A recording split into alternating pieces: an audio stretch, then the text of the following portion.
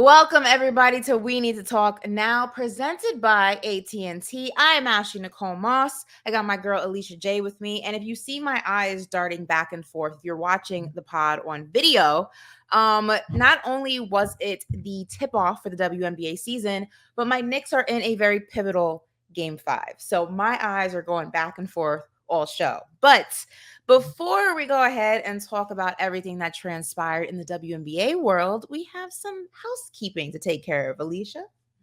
We do. We need you to comment, like, subscribe, listen on your favorite podcast platform. Do all of the things All of because them. just like we like talking to you now, we love to see all your comments. We love to see the conversations that are happening. And obviously, we love to see all the subscriptions. So do all of it so that we can talk with you now. That's right. Listen, scan that QR code right there, and it will go ahead and direct you to your most used podcast app. So whether that's Spotify, Apple Podcasts, wherever you get your pods, that QR code is going to make it so easy for you. And while you're at it, share with a friend who shares with a friend who shares with another friend, and just go down the chain. All right, we're going to be dissecting, flipping, reversing, all things WNBA this entire season, and you definitely don't want to miss that. So make sure, like I said, you're sharing with those basketball lovers in your life. Most definitely. And we have a lot of WNBA to talk about today. But before we get into that, we need to shout out Izzy Skane because let me tell you, she did something so incredible. She broke the all-time D1 lacrosse scoring record, which is freaking phenomenal. And then Texas softball, they secured their first #1 overall seed in program history in the NCAA tournament. So we had to give a shout out to both of you for doing your thing this week. Absolutely. And listen, we're going to be talking and highlighting all sorts of incredible women doing incredible things all season long. And speaking of incredible women doing incredible things, a girl by the name of Caitlin Clark. I don't know if you've heard of her. She's kind of new on the scene. Slightly. Yeah, not very famous. She had her first regular season WNBA game tonight, her debut. And unfortunately, it didn't result in a win. The Connecticut Sun 92, Indiana Fever 71. Stat line, though, pretty good. Actually, better than pretty good stat line for their first game in anybody's first game as a professional. 20 points, 3 assists, 2 steals, 4 threes, tied for the most in a debut. And we keep talking about, or we have been talking about, I feel like for the past few months, ever since, March Madness and towards the end of the tournament, and then obviously the draft and then training camp, there were a lot of questions about Caitlin Clark and how her game was going to translate from collegiate to professional. And some people were, not impressed or unwavering in their belief that it wasn't going to transfer very well. And I remember at some point during training camp, this is not a direct quote, but she said, I know there's a lot of questions. They play fast in the WNBA. And I don't know if you know this about me, but I like to play fast. And she did allude that there was going to be some growing pains. She was going to have to deal with the physicality. These are grown women. That she was going to have to deal with other things, new playbooks, new plays. And you can see that 10 turnovers, most in a WNBA debut and most in Fever history, breaks the record that was once held by Cynthia Cooper, who had 8 turnovers her first game in the W in 1997. So with the stat line, you see how good Caitlin Clark is. With the turnovers, you see the room that there is for improvement and also where, there's going to be slight adjustments for her to make in this game. Absolutely. I mean, she also had 4 threes that tied for most in a debut. So Yeah. there were a lot of different stats that we could go on in this game. But what I will say is that I don't think anyone lost out in this game. The veterans have been saying leading up to the season that there is a adjustment period. Right. These are the top women in the world playing basketball. And we saw there's an adjustment period that Caitlin is going to have to go through. But also we saw that she is going to be a contender in this league and a great player in this league. Not only did she have a good stat line for her first game with some crazy good defense on her, I might add, because the Dejanay Carrington was not playing, okay? And actually, the Sun, they're in the top 3 defensive teams in the league. As a matter of fact, they're coming off of a 27-13 record, 7-year playoff appearance, 7 years in a row, rather, playoff appearances. And they're just experienced. They have 11 vets, a really good team to go up against. So she has some good stats against a good team. We saw that she had to adjust. And I'm just really excited to see where her game goes as she adjusts. And also, I'm just excited to have her in the league, period. I mean, all of these things can be true at once. Overall, I would say it's a success for the league. It's a success for Caitlin. She knows what she has to improve upon. She knows what Yeah. she has to do the next game.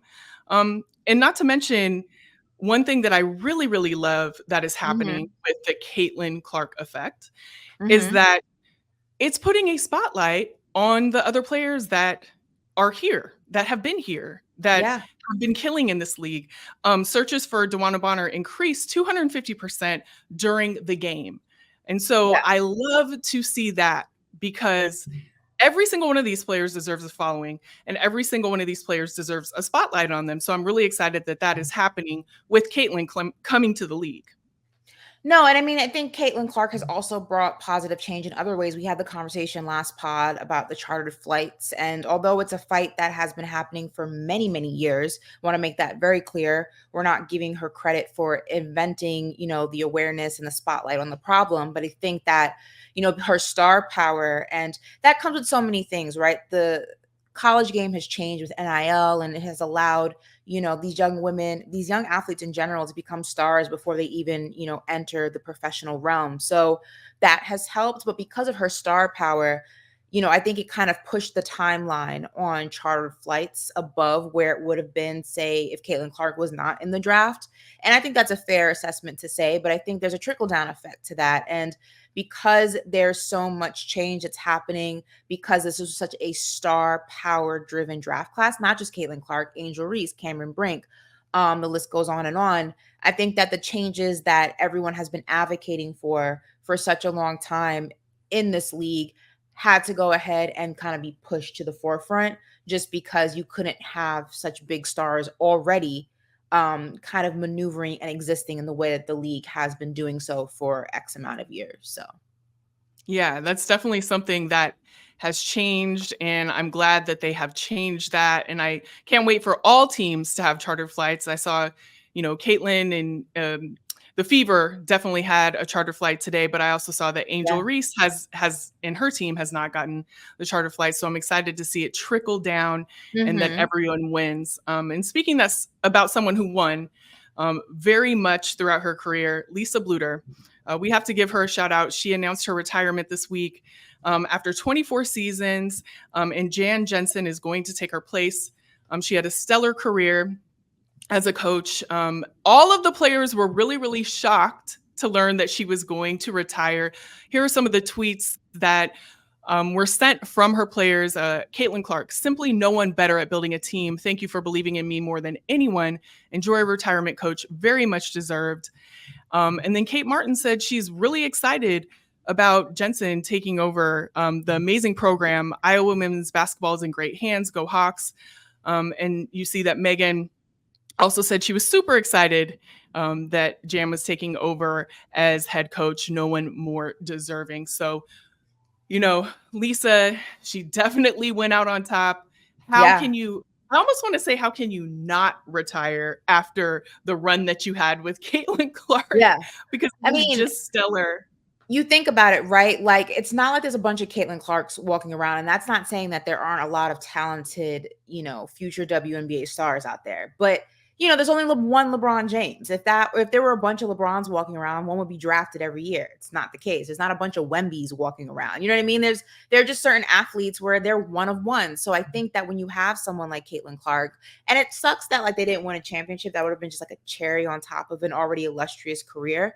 But I think that could she have gone ahead and, help develop and mold the next generation and maybe have another successful run? Maybe that turned into a championship? Sure. But I think it kind of reminds me of, did you ever watch Seinfeld, like the sitcom? I did a couple of times. Okay. So I use that as an example because when Jerry Seinfeld went on the Larry King show, when Seinfeld announced it was going to be its final season, there were all these rumors in, Hollywood that the show was actually getting canceled and that they were just saying that this was the final season to like save face. And he went on the Larry King show and he like debunked all those rumors and he said, canceled? We're number one, but you leave when you're on top. And I kind of like equate that to this when, you have such a high prospect like Caitlin Clark, and ultimately she's going to be a huge star in this league. Where else do you go from that? It's not even so much about the championship and not winning that. It's just like you helped mold and develop this superstar. Like how do you do that again?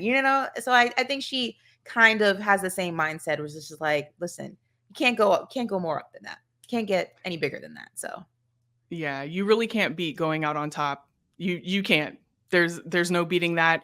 And somebody who was on top this last week as well was Asia Wilson. She got her signature shoe, y'all. Okay, that deserves a burr, burr, burr, burr.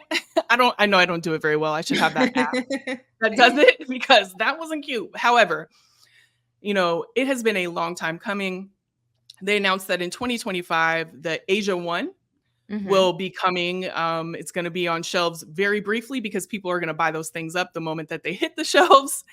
And it was an amazing, well, the way that they rolled it out at Asia's old stomping grounds in South Carolina, at a preseason game, you couldn't build the emotion more, right? And then she comes out with this shirt that says, "Of course I have a shoe.com." And of course, everyone, I know I did. I went straight to the of course I have a shoe.com to see what was going on. And if there was like pictures or anything like that, I was really excited to do that. And so the way that they rolled out was great. I will just say this one thing.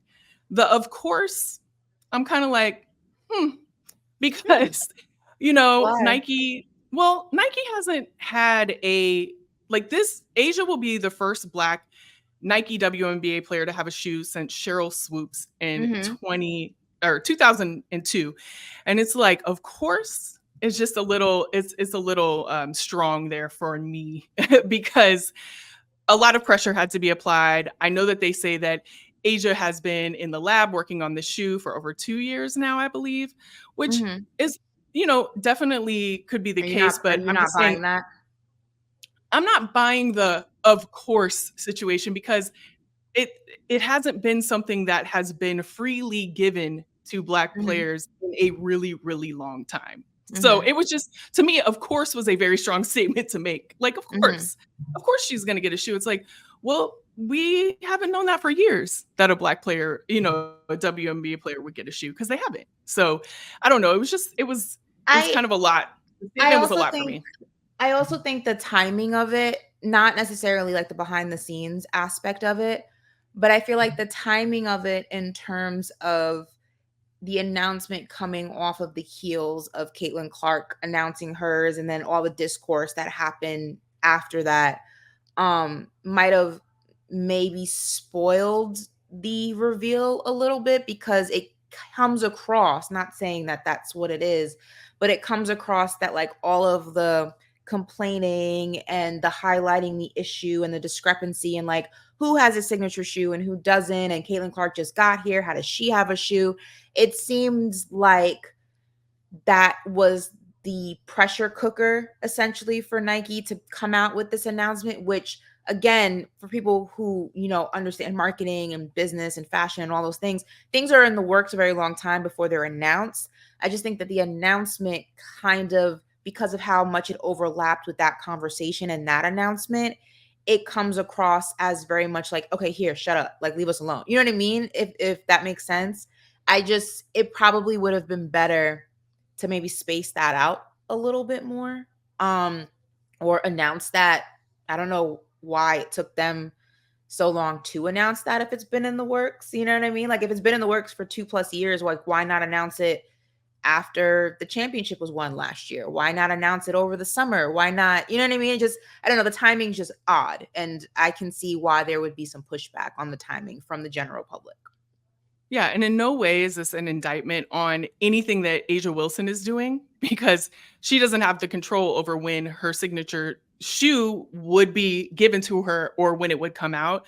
But I Mhm. would just say that Nike or any organization that has the power to give people shoes, signature shoes, or anything that they're due, I would just Mhm. look at the cadence of which you're doing it, who you're giving them Okay. to the most and why, those types of things. Um, and to that is why I say the of course. It was just a little confusing to me because there's nothing about responding to pressure Mhm. and not looking at the rate at which you give people shoes in which you don't and all of Mhm. that. It doesn't merit an of course. Like it hasn't earned an of course. So that is the only thing that I had with it. But what I will say is I'm really excited that Asia is going to have her shoe. I'm going to buy them for everybody, including myself. I mean, everyone and their mom is going to have a pair for me for Christmas or whatever, whatever the case may be. I will be supporting because she deserves the shoe. She deserves to have them sell out. The shoes are going to be phenomenal, especially with the care that she's saying that she's putting into them, the attention to detail. And all in all, despite everything that, everyone brought up about the shoe, it culminates into her getting one. And I am glad because she deserves the signature shoe that is on the way. Well said. And speaking of on the way, last week, the CBC reported that the WNBA will be announcing its 14th team this month, and it's in the home of the six god, Drake, Toronto. An official announcement is expected May 23rd, but it's social media. There's no secrets. Everything comes out eventually. Now, there has to be a vote on the Toronto expansion team. It would be the first team outside of the US and would begin play in 2026. Now, it is reported that it's headed by Kilmer Sports Inc., which is headed by billionaire Larry Tannenbaum, and he's been granted the expansion franchise in the WNBA. Again, it still has to go through a vote, but this is great. We were talking about the Bay Area. They just revealed their name earlier on today, right before a couple of hours before we recorded this podcast early this morning. So the W's moving. It's shaking, it's grooving. A year ago, a preseason game between the Chicago Sky and the Minnesota Lynx last year at the Scotiabank Arena, which is where the Raptors play, featured a sold out crowd of almost 20,000. So there is a high demand for women's basketball in Toronto, which is great. It just showcases that, listen, this may sound bad to all my Canadians. I don't consider Canada foreign. I feel like it's an extension of the US with better healthcare, more expensive taxes, but technically it's a different country. So I'm going to say that this just goes to show that interest in women's basketball is not just a stateside thing, it's a global thing. And I wonder if, we have the Bay Area, we have Toronto, we could have as many as 16 teams by 2028. I wonder if there'd be any interest in like international, again, because I don't count Canada as international, like a Mexico team or like, I don't know, something like cool would be, to see how international you could actually take the game. Well, and I think if we do see that, you're going to see some testing, right? Because there's no doubt that these two games, there was also recently in Toronto a game with the Right. Los Angeles Sparks and Seattle Storm that was packed. It had over 16,600 people there. And please believe that they were doing their due diligence to make sure that they would Yep. have people backing out those arenas. And they will in Toronto. Toronto doesn't play about their basketball and they don't play about their WNBA. So I'm really glad that, and again, it needs to go through a vote. We know this, Mhm. but I'm glad I that they're think going to I think it the gets team. approved easily. Yeah, I mean, Yeah. I'm pretty sure. I'm pretty sure we're going to be in Toronto for a game. Okay. I mean, you Um, have to think about it. If just the game between the Lynx and the Sky was any indication of the interest that there is in Toronto, I mean, a sold out crowd not by accident. Like, so no. I think that it should easily get passed in a vote. I wonder who votes on it though. Is it like govern? I don't know. I mean, I don't know what the situation is in Canada, like governors and mayors, and like, do fans or regular civilians get to vote on it since their taxes will probably have some sort of, okay, so WNBA's board of governors are the people who have to vote Yes, on this they have to expansion? vote. Okay. And actually, we're going to be looking within the next couple of weeks to find a really good interview to really explain that, because I think it's really important that people understand when we're having these Uh-huh. conversations about expansion that, what it goes through to get there. It's Right. not just like a team just magically comes out of the blue one day and they're in the WNBA. So I think that's an important conversation to have. But what I will say is, I'm from Portland. And Mhm. I would love to see an expansion team there. And listen, let's just revive the fire. The Portland Fire. Like, I remember going to those games, Sylvia Crawley. I mean, listen, Yeah. amazing, amazing basketball. And Yeah. I can see that the W would do just amazing numbers in Portland. So let's run that team up I'm trying to in think of, Portland. like, where else. Maybe South Carolina. I mean, I know the Gamecocks obviously run SC, but I think it would be cool to have, like, a professional team there, and have that kind of direct, impact on the collegiate team with there being a professional team there. I think that would be kinda cool. Um, I don't know, I feel like South Carolina, North Carolina would be cool too, though. Any of the Yeah, there's Carolinas. Yeah. Yeah, there's so many places, but you know what? In the comments below, tell us where you wanna see a team, because we want this conversation to keep going. We wanna start influencing people to go check out these places and test these places out. So in the comments below, definitely check that out, but also, I want you to Ooh, check out an interview that I had earlier with the executive vice president of marketing with the Warriors. You know that they had a whole announcement today, they did. um, the Golden State Valkyries. That's what the team is called. They Yeah. released their whole branding, their logo, their colors and everything. And I sat down with Amanda Chin to talk all about it. So check it out. We need to talk, fam. Listen, we need to talk now to Amanda Chin she's the SVP of marketing for the Warriors, and they had a big day today. I don't know. I Huge think day. you've been doing a lot. Yes, the Yeah, most. the most. It's official. She's wearing it right now. It's the Golden State Valkyries are the new WNBA team that is coming to the Bay, and we're so excited to talk about it. We are. Listen, where did you get the Valkyries from? How did that come about? So, Valkyries is coming from Norse mythology. They are a group of warrior women, so see the through line, and they're responsible for granting an honorable afterlife for the bravest warriors. So they're associated with brightness, but also a little bit of bloodshed, so there's a bit of a dark okay. side there. And honestly, we were listening to the fans, right? We went through a very extensive process, considered a lot of different names, but we were also surveying the fans and listening to our social media comments. And Valkyries came up over and over and over again, more often than any other name. So we're really excited to be announcing today. The Valkyries is the name. Well, and we're excited to be part of the announcement. I know you said brave, and when I look at that logo, I definitely see that in there. What's the significance of everything that is in the logo? Yeah, I mean, we really leaned into the sharp angular features of the logo to really reinforce the fierceness that we want this brand to have. Lots of different representations happening with the logo, with the actual containing shape itself, really reinforcing the V in Valkyries, V for victory. We've got the Bay Bridge represented here. We know that's a key piece of the Warriors brand identity, but taking a different vantage point. So the tower of the bridge is doubling as a sword. A sword is a symbol of courage and authority and is very often represented with Valkyries. We've also got wings, so Valkyries can fly through sea and air alike.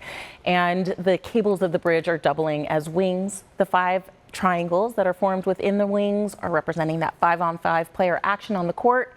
And we've got 13 lines coming down from the top of the bridge or within the V, and we are the 13th team to join the WNBA, so we wanted to make sure that that was represented there as a little Easter egg. Oh, well, I know that I've been looking on social all day, and people have been talking about the colorway. Yes. Paige Beckers actually said it was the prettiest colorway that she's seen. I have to agree with her. I mean, listen, we're looking at it right now. I mean, you're rocking the colors. How did the colors come into play here? Yeah, I mean, we really wanted to make sure we told the story of the Valkyries, and when we started to consider color, that was a key piece of this, right? Obviously, we could have gone with Warriors blue and yellow, and I'm sure that could have worked just fine, but Valkyrie Violet felt like it was bold, it was unconventional, and it really spoke to the Valkyries branding that we were trying to develop. Okay, Valkyrie Violet. Okay.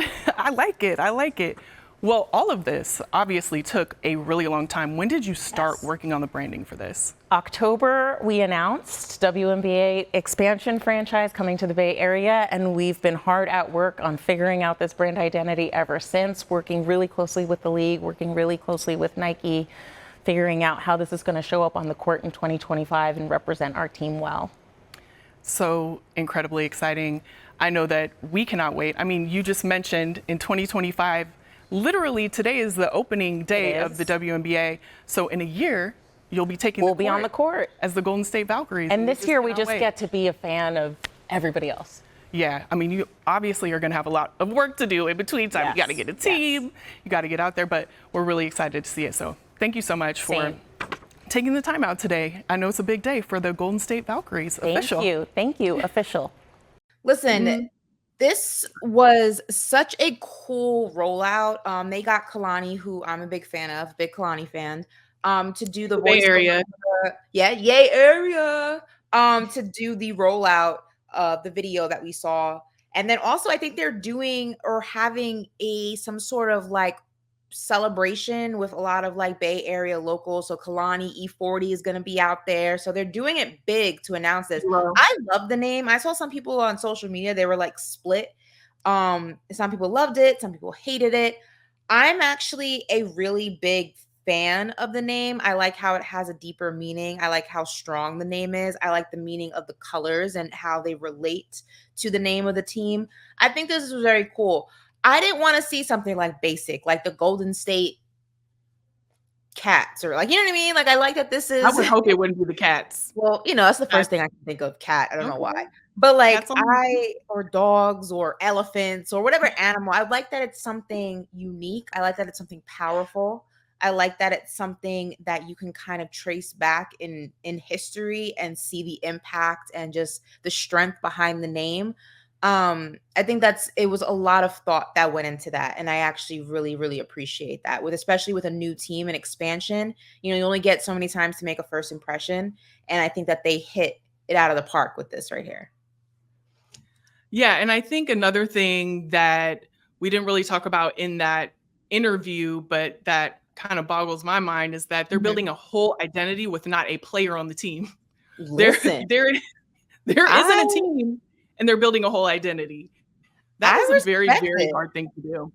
Yeah. But you know what? I also feel like when you do that, I feel like it makes it easier to envision the type of players that you want representing the jersey. You know what I mean? Representing the organization. I think that so many times when you're part of an organization that's already in existence, you kind of,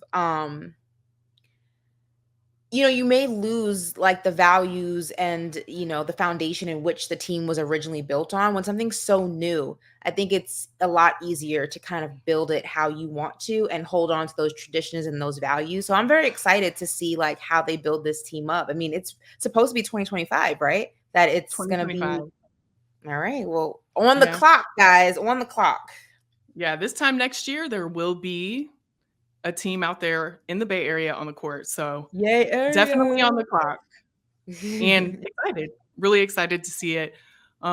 It was a big move that they had this week. And another big move that happened was Vivianne Miedema. She left Arsenal.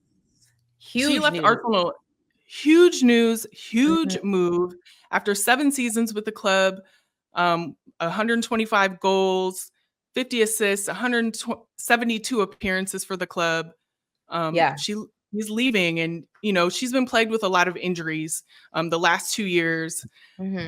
But still a huge loss for Arsenal. Just a big move in the soccer football world, and we would be remiss if we didn't talk about that for sure. Listen, for the longest time, she was Arsenal. So in order to just commemorate this moment, we got to read off some of her accolades. It's a lot, so bear with us.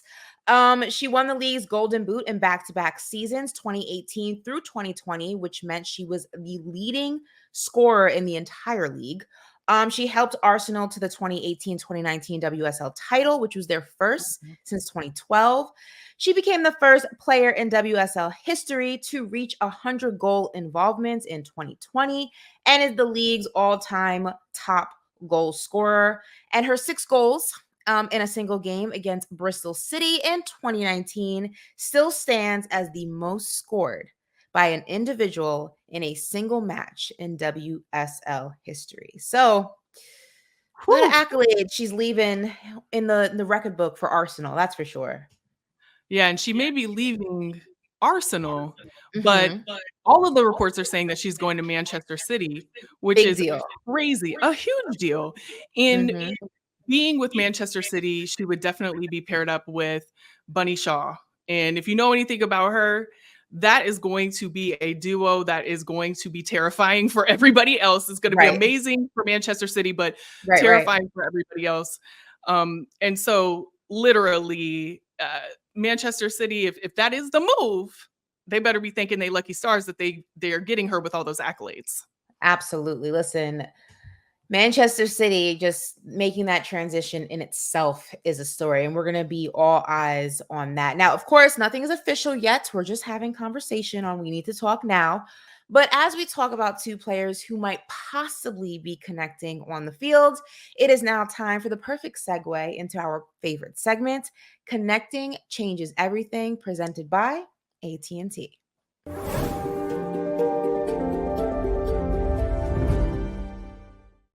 All right, so we're gonna go ahead and highlight Flavor Flav. I don't know if you Flavor Flav. Flav. It's actually funny. So my dad is a huge Public Enemy fan. So I knew of Flavor Flav, the rapper. Like growing up, I used to listen to all his music because my dad would play in the car. So like I knew all that. And then obviously when I was able to put 2 and 2 together and he had the dating show, Flavor of Love, I was like, oh my God, this is the anyway, that's not what we're talking about. We're talking about Flavor Flav sponsoring the U.S. women's water polo team. Actually, a merging of 2 worlds I would have never have guessed. Never How have did this guessed. even happen? I have no idea, but he gave a quote and he basically said many of my teammates aren't just badass champions, but also teachers, business owners, coaches, physicians, assistants, and more. Now, the U.S. water polo team for women has won the gold in the last 3 Olympics. Obviously, it's an Olympic year for us. The Paris Olympics, we're sending over the best of the best. And Flavor Flav was standing on business when they asked, why he wanted to get involved with this. And I actually love his answer. He said, as a girl dad and supporter of all women's sports, I'm a personally sponsor you, my girl, whatever you need. And I'm a sponsor the whole team. That's a Flavor Flav promise. He's actually finalizing a deal that will make him the United States women's water polo team sponsor and official hype man, which is right up his alley. Right up his alley. Can you imagine him coming out there with a clock and just going, USA, USA, USA? Yeah, Not that would only have can I been, imagine it, I'm here for it. I want to see yeah, it. I want to see it. I don't know how this all came together. I heard something about me how neither. his manager saw the quote that you read earlier that was actually by one of the players talking about Uh-huh. the teammates aren't just badass champions, but they're also teachers, business owners, coaches, and physician's assistants. What she was saying is that they have to hold down 1 or 2 jobs, 1, 2, or 3 No. jobs to Mhm. be on these water polo Olympian teams. Most Olympic teams too, like, Most people people. forget, like, outside of, like, the big, like, gymnastics and basketball and, like, when you're in some of the smaller sports that don't get as much love and recognition, that can't just be your like, that's not enough to pay the bills, like, they're holding down jobs while training for the Olympics. It's actually insane. I watched a whole documentary about it, and it blew my mind. Yeah, it really is, and not a lot of people know about it. And so Mhm. when she put this out into the world, basically saying that, hey, we do a lot to play this sport. We're elite athletes. We need help. We need you to fund. We need funding. We need you to share about us. We need you to Right, watch us. right. He said, "I'm gonna step in and do it." Imma He handle Flavor business. Flav literally stood on business. He literally stood on business. So, I heard differing things that his agent sent him that or his manager sent him Mhm. and said you should help out in some way. However it happened, I'm glad that it did because it's one of the wackiest things I've heard in a long time. Like, how did Yeah, it even connect? the merging of But the I'm 2 glad. worlds, yeah. But I'm Um, glad. I'm and glad that it did. I love that the quote that he gave, he started off as a girl dad, and I think that, I make no secret about that guy behind me, Kobe Bean Bryant, being my favorite athlete of all time, and I feel like he coined that term. Obviously, it just unfortunate that we didn't get to see and hear him use it more often, but I just love how so many men, well-known men, prominent men, have been using that term and kind of continuing what it meant. And it's more than just having a daughter, it's having a daughter and being a supporter of her advancement in this world in whatever it is that she wants to do, whether it's education, whether it's business, whether it's sports. And I just love that so many fathers of young girls are really putting their money where their mouth is and not just saying hashtag girl dad. I know it's easy to just put a hashtag. It's different to actually do the work in what that means. And if you actually, listen to a lot of the things Kobe said in his life after basketball, when he really took, such an interest in growing the women's game, specifically because of his daughter Gigi, you would know that it's more than just a hashtag. It's more than just a term. It's really being an ally. And I just love seeing how that has continued even in his absence, and it's very heartwarming, if you will. Yeah, definitely heartwarming on every single level. And I can't wait to see what his support does for the Yeah. US water polo team. I really can't wait. Another thing that I cannot wait for is Angel Reese's WNBA debut. Yeah. What's up now for sure? What do you see Mhm. coming up for her debut, Ashley? What do you want to see? Angel Reese, I feel like there hasn't been a lot of conversation about how she would translate to the W game like I feel like Caitlin Clark was dealing with. But I think that's also because I remember watching, obviously, I interviewed Angel after she won the championship with LSU, but watching her that entire season, watching her last season, so much of her is already NBA ready. Like her physicality, obviously her size. Like I know she says she wants to like strip it all down and start from zero, but so much of her is already prepared for this moment. She's the ultimate competitor. Her mindset, which I feel like is sometimes is the toughest thing to harness and change. Like your mindset from a collegiate athlete to a professional one is drastically different. But I feel like she already plays with like that dog in her. You know what I mean? She already plays with that tenacity, that aggressiveness in the best possible way. So I expect like a huge debut. I'm not talking about points. I'm just talking about tenacity. Like you're going to see her out there like roughing and toughing. You're going to see her on the boards. You're going to see her being aggressive. You're going to see her and think like, "Oh, she's a rookie?" Um that doesn't make sense. Like that's what I'm expecting. Yeah, I'm expecting the same. And one thing about Angel Reese is do never count her out. Never Yeah. count Angel Reese out. And she's going to come out there and give it her all, give it her Mhm. best. And if she doesn't have the best game, she's going to come back and show you that she can do it. So no Right. matter what happens in this first game, I expect it to be a good game, but no matter what happens in this first game, it's just a starting off point. So I'm just really excited to see Angel excel through the entire season. Not only is she going to excel on the court, she's going to Mhm. excel off the court. She already is in so many ways. And so I'm just really excited to see America, everybody, really Mhm. look at Angel Reese and see that that she is talented in all ways. She maximizes her 24 hours and she's going to Listen, get it done.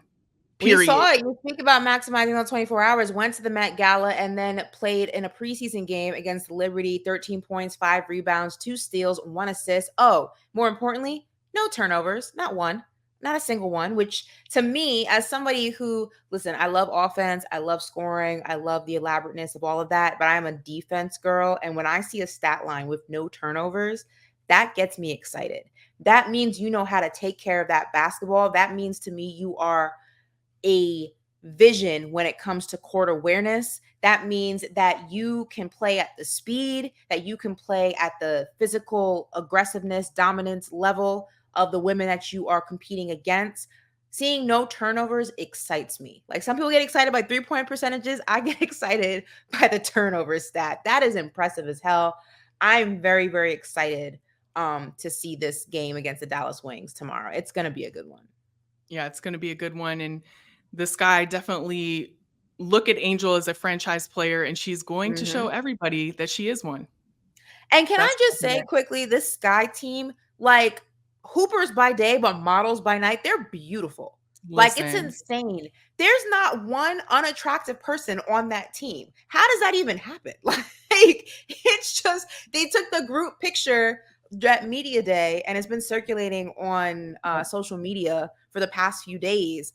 And every time it comes across my timeline, I just stop because I'm just like, every single one of these girls is beautiful. And I just don't understand. Like, you know, sometimes on a team you have like really pretty and then you're pretty and then every beauty's in the eye of the beholder, but not everyone's on the same level. That's just, you know, how it happens. No, they're all models. Like it's so weird to me. It's God bless. God bless. Yeah. God bless. And look, with the Skims campaign that was across the entire WNBA yesterday. Phenomenal. Did you see our girl Skylar Diggins Smith? Yes, the whole league is popping. Oh my God. Skylar looked amazing. I say all the time, like this could be a different show before we wrap up here. Skylar, the world is lucky that Skylar Diggins was not in college during NIL. Okay. I'm just putting that out there because the way she had these boys going crazy, I'm talking, she had Lil Wayne pulling up to games. She had Drake asking her out publicly on television. They are lucky NIL was not a thing when my girl was in college because she would have set it off like crazy. Yeah. I mean, she's still setting it off clearly. Yes. You know, clearly. She looked phenomenal. God she did bless. look phenomenal. Absolutely incredible. Well, it's been another incredible episode of We Need to Talk Now, presented by AT&T. We want to thank you guys, as always, for joining, locking in. We see the comments, we see the reshares, the reposts. We want you to know that we appreciate each and every single one of them. And just to remind you to like, subscribe, share right there. We're on Insta, TikTok, X, I'm still calling it Twitter, but I digress. And then right there, you can see our individual channels. So you can always tap in with us. Tell us what you like. Tell us what you don't like. We want to make the show as good as we can for you always. And like I said, don't forget to share with a friend who shares with a friend who shares with another friend. So yeah. Until next time, we'll have a whole week's worth of WNBA games to talk about. And of course, everything else that goes on in the ever-evolving world of women's sports. But until then, we will see you next time. Bye, y'all. See you next week.